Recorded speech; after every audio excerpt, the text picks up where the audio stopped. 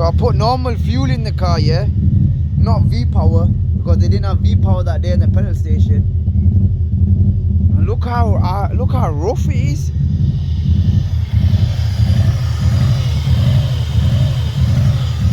Wow, we need to fix this, guys. Right, the check engine light's on. Let's see what it is. Let's do the counts. So with Subarus, you don't have a diagnostic port.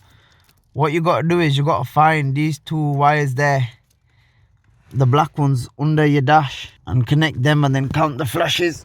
Yeah, so 2 slow ones, that means 10, 20, and then 1, 2, 3, 4 small ones, so the code's 24, so that's how you read it. The long ones are the 10s and the small ones are the 1s. I'll put a link in my description below so you got access to all these codes. It's coming up as the air control valve. That's this here. Let's see, the wires are alright to it. Oh, one's got a bit of a cut, but it looks like it's still kind of connected. So any electric plugs you're cleaning, always use contact cleaner, electric contact cleaner, and then start it up, see if that helps. You can spray this anywhere inside there, anywhere on the wire.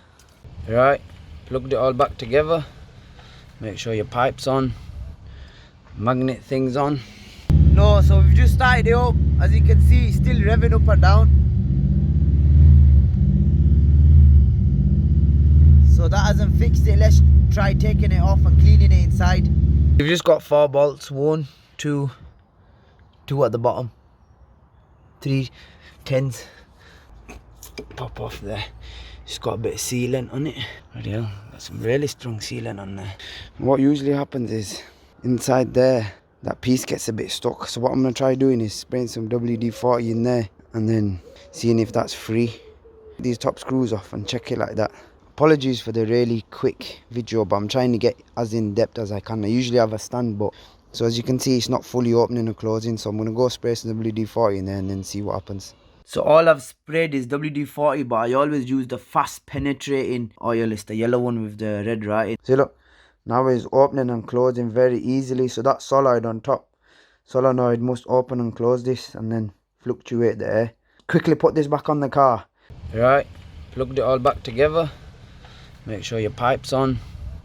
Bismillahirrahmanirrahim.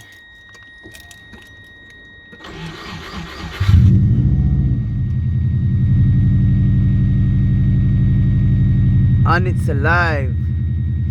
I just need to unplug that from underneath. Let's do it together. Let's switch it off first. We don't want to cause any problems. Sorry about the beep. Right, so that's off. Let's start it up. Engine light is now off.